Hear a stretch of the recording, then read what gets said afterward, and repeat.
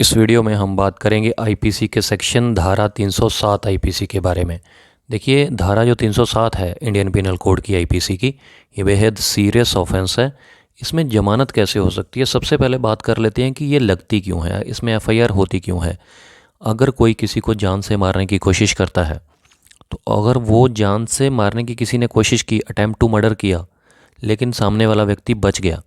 देखिए, अगर तो सामने वाला व्यक्ति मर गया तो उस पर धारा 302 आईपीसी का सेक्शन लगता है, लेकिन अगर सामने वाला व्यक्ति बच गया तो जान से मारने की कोशिश करने के लिए, अटेम्प्ट टू मर्डर करने के लिए धारा 307 आईपीसी का सेक्शन लगता है उस व्यक्ति पर जिसने हमला किया है। अब बात कर लेते हैं कि इसमें सज़ा कितनी है। देखिए, 10 साल से लेकर, कम से कम इसमें 10 साल तक की सज़ा है और 10 साल से लेकर उम्र कैद तक की सज़ा का प्रावधान है। ये एक नॉन बेलेबल ऑफेंस है। नॉन बेलेबल मतलब गैर जमानती अपराध है। इसकी जमानत जो है वो पुलिस स्टेशन में बिल्कुल भी नहीं होती है। और ये नॉन कंपाउंडेबल ऑफेंस है। नॉन कंपाउंडेबल का मतलब कि इसमें समझौता भी नहीं किया जा सकता। और ये सेशंस ट्रायल है, मतलब सेशन कोर्ट के ऊपर अंदर चलता है, ये लोअर कोर्ट में नहीं चलेगा। इसका जो ट्रायल है, इसका जो केस है वो सेशन कोर्ट्स में चलेगा। अब बात कर लेते हैं कि अगर किसी पर ये ऑफेंस लग गया है तो उसकी ज़मानत हो सकती है या नहीं हो सकती है, और कब तक हो सकती है, और इसका प्रोसेस क्या है, तो वो डिस्कस कर लेते हैं इसमें। देखिए, सबसे पहले तो इसकी जो ज़मानत है, जैसे मैंने ऑलरेडी आपको बताया कि सेशन कोर्ट के अंदर इसका ट्रायल चलता है और इसकी ज़मानत की बेल की एप्लीकेशन जो है वो भी आपको सेशन कोर्ट के अंदर ही लगानी पड़ती है।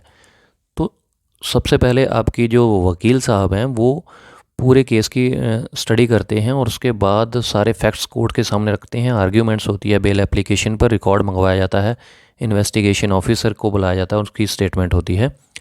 तो आर्ग्यूमेंट सुनने के बाद कोर्ट डिसाइड करती है कि आपको बेल मिलनी है या नहीं मिलनी है। अगर तो बेल मिल जाती है तो वेल एंड गुड है। हालांकि 307 आईपीसी के सेक्शन में बहुत जल्दी बेल नहीं मिलती है, टाइम लगता है। आपको कस्टडी में काफ़ी दिन बताने पड़ते हैं, या महीने भी हो सकते हैं, सालों भी लग सकते हैं। वो केस, हर केस की अलग सर्कमस्टेंसेस होते हैं, उस पर डिपेंड करता है।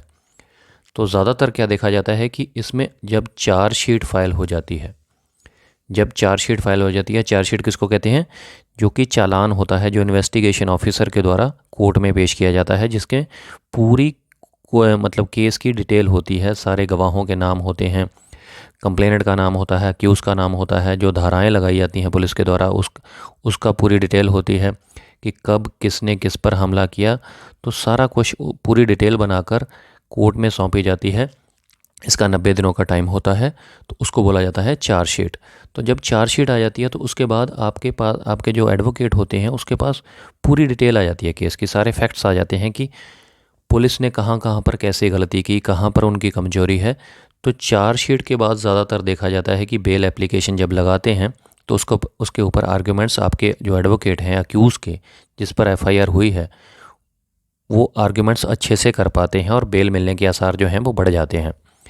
तो चार्जशीट, अगर आपकी बेल जो है डिसमिस हो जाती है, आपको बेल नहीं मिलती है पहले चार्जशीट आने से पहले, तो आपके वकील क्या करते हैं कि चार्जशीट आने का वेट करते हैं और उसके बाद फिर से बेल एप्लीकेशन लगा सकते हैं आप चार्जशीट आने के बाद। तो आपके बेल मिलने के आसार बढ़ जाते हैं। हालांकि ये कोई गारंटी नहीं है कि चार्जशीट मिलने के बाद आपको बेल मिल ही जाएगी। तो अगर फिर भी चार्जशीट मिलने के बाद आपकी दोबारा से बेल डिसमिस हो जाती है तो आपके पास ऑप्शन क्या है कि आप ऑनरेबल हाई कोर्ट में जा सकते हैं। हाई कोर्ट क्या करेगा, हाई कोर्ट भी कंसर्न्ड आईओ को, इन्वेस्टिगेशन ऑफिसर को बुलाएगा, रिकॉर्ड मंगवाया जाता है आपके केस का, उस पर बहस होती है, आर्गूमेंट्स होती है आपके वकील के द्वारा, और हाई कोर्ट से आपको बेल मिल भी सकती है और डिसमिस भी हो सकती है। डिपेंड करता है कि आपको कस्टडी में, आपका कस्टडी पीरियड कितना हो चुका है, कितने दिनों से आप जेल के अंदर हैं, और आपकी डायरेक्ट इन्वॉल्वमेंट कितनी है, और सामने वाले को चोट कितनी आई है।